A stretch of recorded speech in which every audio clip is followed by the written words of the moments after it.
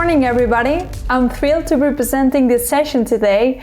I'm the CEO of Triangle, a Spanish Business Central partner. My name is Carme Cortada, and I'm passionate about helping my customers achieve the most out of their Business Central implementation. This is my first time at DynamicsCon, and it has been a wonderful experience, and I wanted to thank the organization for making this happen. I also wanted to remind you that there's a live Q&A at the end of the session, so please submit your questions throughout and I will answer them at the end. I also want to take this time to encourage first-time speakers to submit their ideas and join this community. So before we begin to dive into the presentation, I wanted to let you know why I think this is important. And at the core of Business Central lies the purchase and sales modules.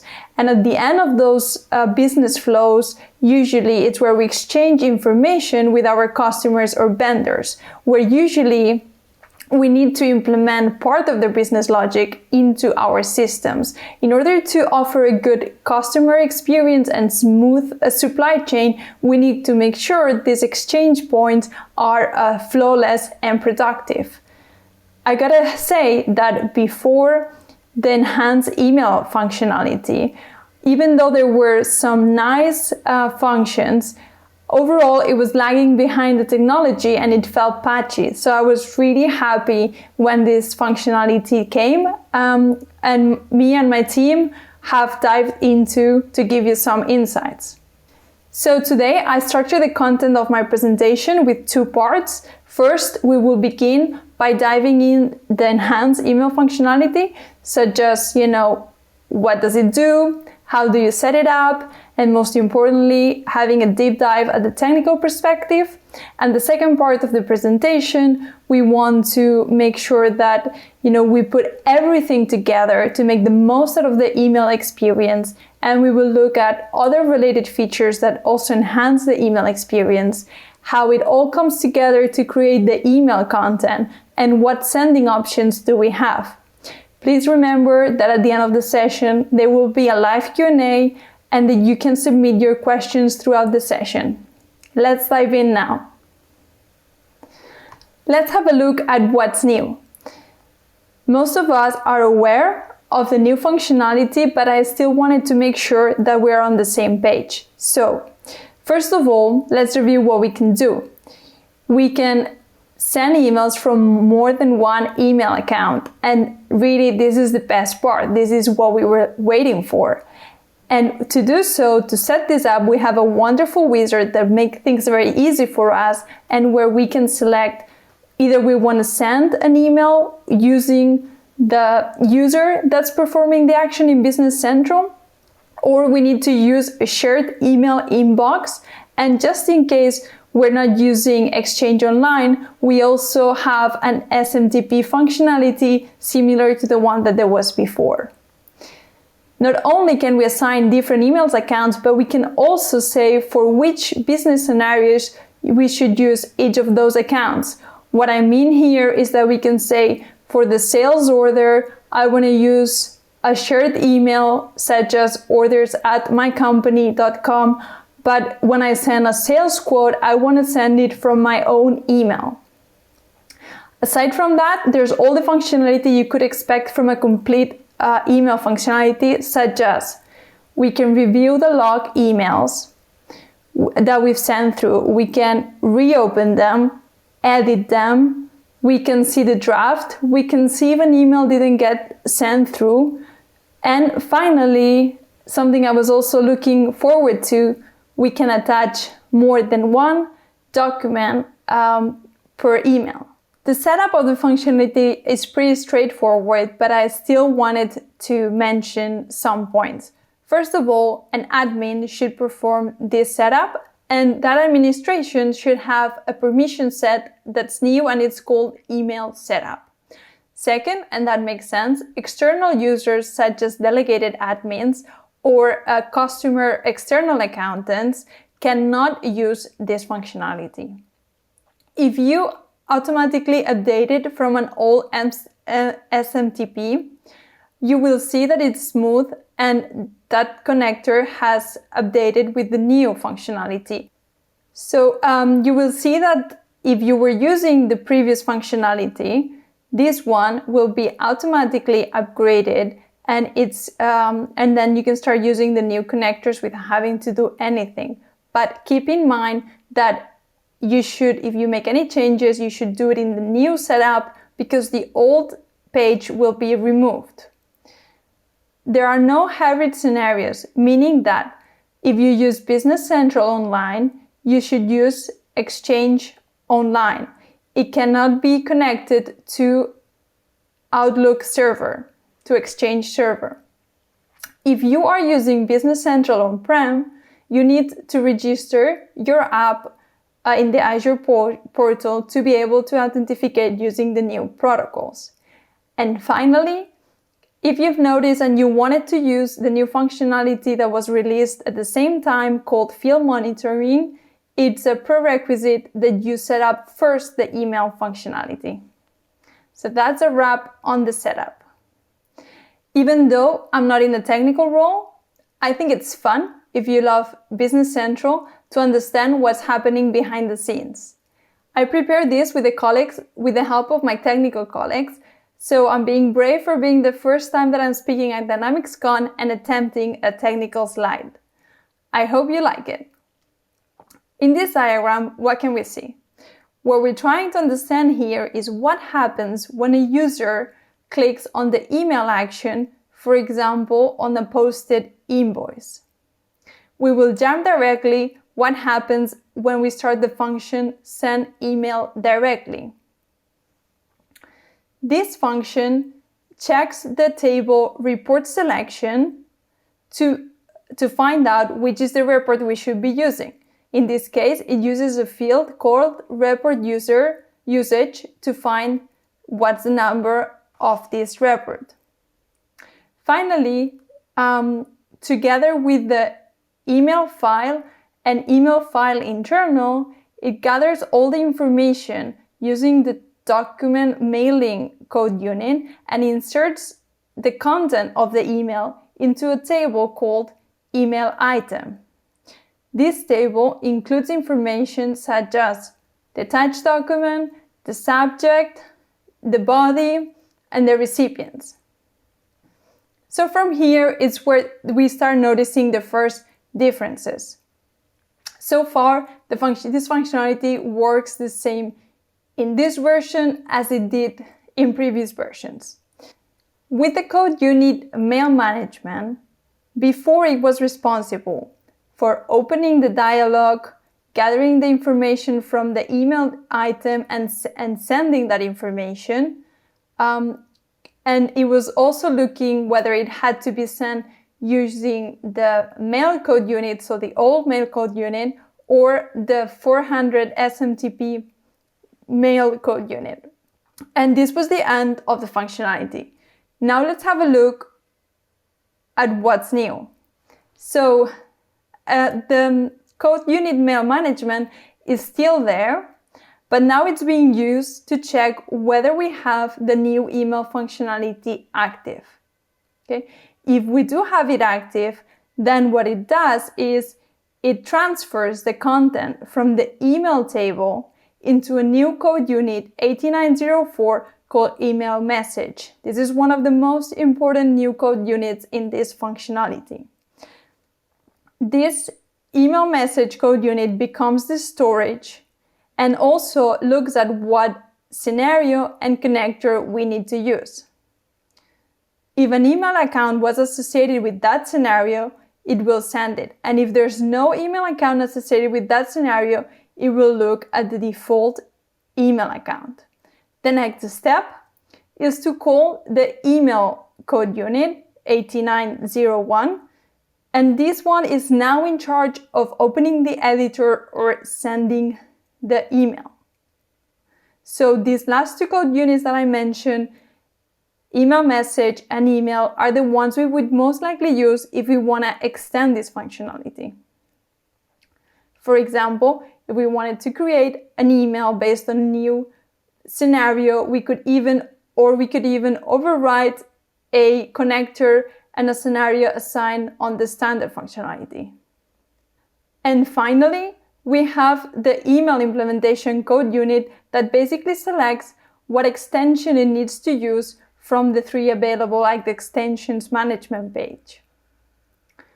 This coded unit also creates the email outbox, so basically creates the draft before sending the email, and then in return, the next code unit, email dispatcher, is the one that sends the email and creates a background task. If you want to use telemetry to monitor your emails and see if any email has failed, you should do so by using this email dispatcher code unit. Well, that was a wrap about the technical functionality. Please do send any questions on the chat so that we can answer them later. Now let's jump into the second part of this presentation. Let's make everything come together to have an amazing email experience. Apart from the functionality that we just reviewed, during the latest release of Business Central, there were also other additions, such as an enhanced customer and vendor layout management. I hope you're all aware that there's a functionality related to the customers. So if we go to the customers page and we go to related, then we will find document layouts. And that's an all functionality, but something exciting has been added in the latest release. And that is the ability to select more than one contact that we want to send that particularly case to. For example, who do we want to send sales quotes? Which contacts from our customer should receive the invoices? And even if you're not using contacts functionality, you can type them manually in this table. I think this increases productivity and you transfer business knowledge that is usually stored in by some people, admin people that just somehow knew by heart, having 10,000 customers, where should invoices be sent at? It's an opportunity to transfer that into the business logic of the company. And I've seen customers giving very good feedback about this functionality. I hope you're enjoying it too. And secondly, we want to have a look at a very exciting functionality that came out in the latest release. So that would be 2021 Wave 2, and that is the ability to use the email merge, the word merge functionality that had been released on 2020 and combining it with the email, which what that means is, for example, for the first time, we can now send an email directly from the customer, the vendor, a contact, and in doing so, we can use a Word template with information, with dynamic information from the customer or the contact to, for example, create the body of that email or to include an attachment. I've also seen this functionality works very nice with the flow for sending documents because you can always attach it. For example, let's say you sell specific items, types, and when there's an item in that order that has special requirements, you need to attach a list. This functionality allows you to do that easily without having to manually create an attachment. Right, so now, how can we master everything we know about email to make the most out of it? I tried to create this summary, and here basically what I'm trying to show is that first we have to make it easy for the customers and the end users to understand, because all this functionality is simple, but there's quite a few steps. So it's good to get it right from the beginning. That's why I suggest creating a checklist to show on your role center that guides the customer on how to do the different settings. I want to explain briefly how will the system perform by default, what other tweaks and advanced settings we can apply, and finally, what are the scenarios for extensibility in the following points. For example, how does the system select the from address, so the sender of the email? Well, that one is easy because it's what we just explained about the new enhanced email functionality. But we have to know that if we haven't set up any email scenario, there will be an account that will be the default account, and that will be the one that will be used. If we then want to assign email scenarios, then those ones will be the one where it takes the from email address.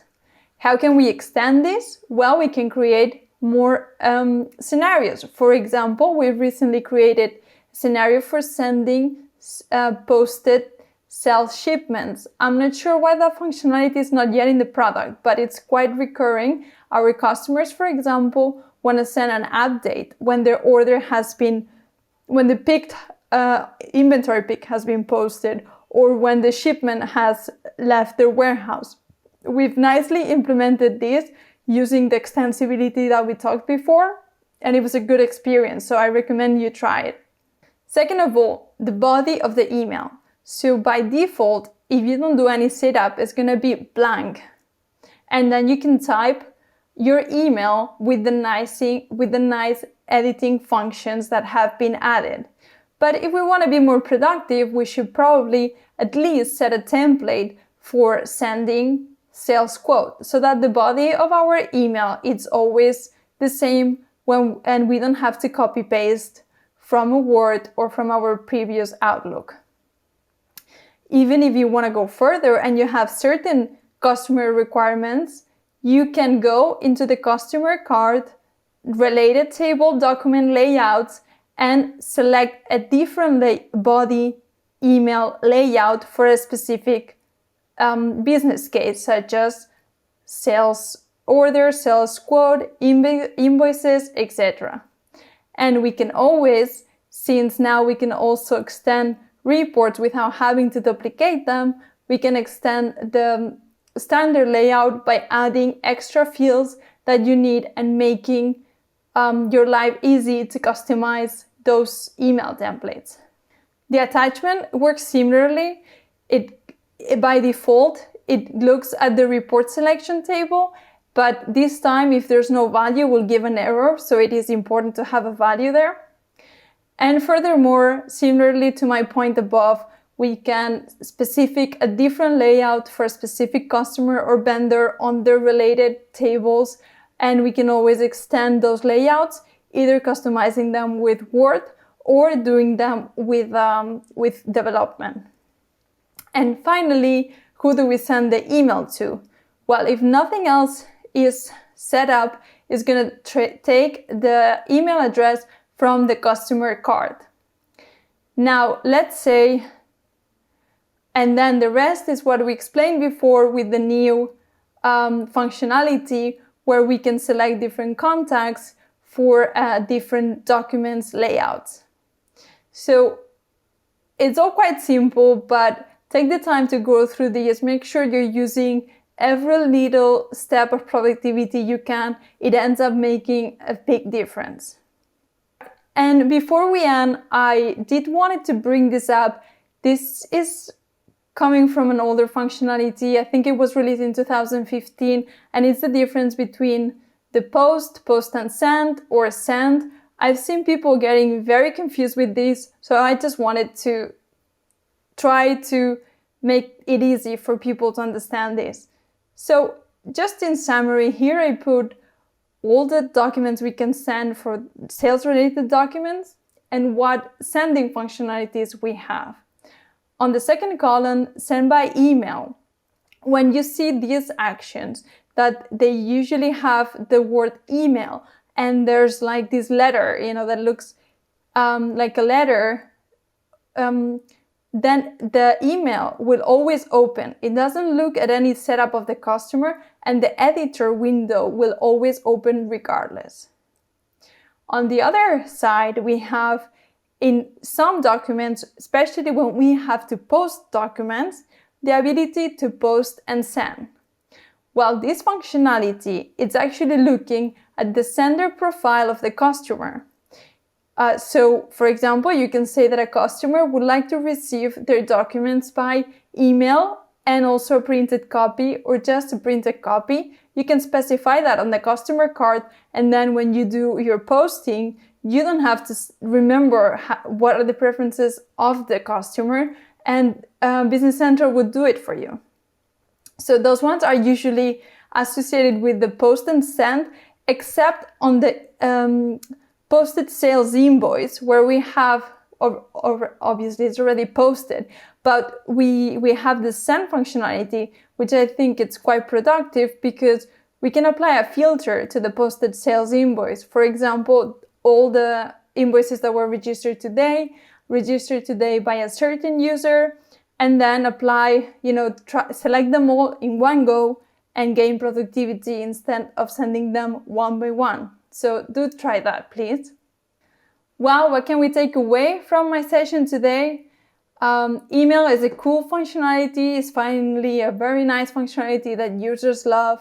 Setup should be performed by an email admin, but it requires minimal effort and knowledge. For extensibility, remember that the new code units email message and email are the ones you're probably going to be using for extensions. And if you want to attach some telemetry, you should be using the code unit email dispatcher. So do have fun. There are tons of opportunities. Please leave your questions. I will shortly be answering them. Thank you very much. And thank you very much to DynamicsCon.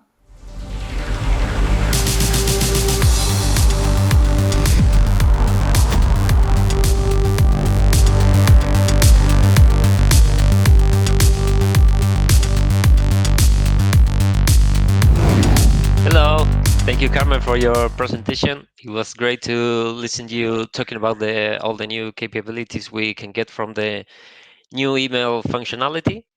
Thank you, Juanma. And now it's time for the questions. Let's see. We were seeing on the chat. The Gregory was asking which release of Business Central does this take effect?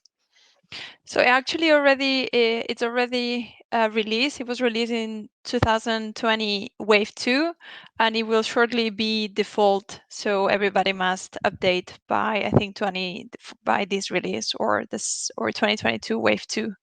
Yeah. Okay, now we have another one. Can you add any attachment from your computer to the email?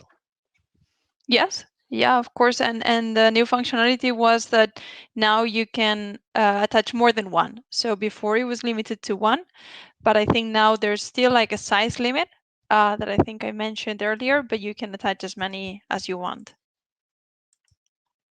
Mm-hmm.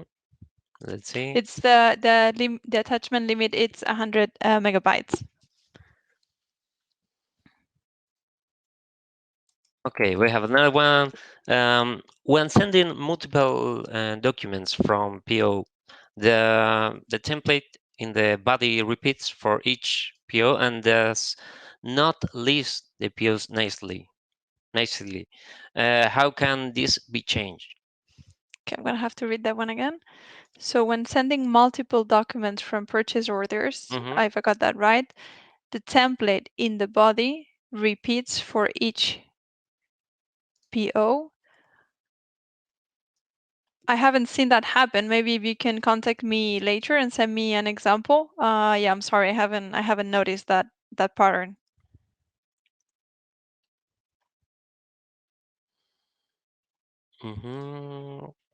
Let's see another one. Okay. I think that we don't have more questions. Okay. Henrik says that he will contact you. Yeah, great. Please do that.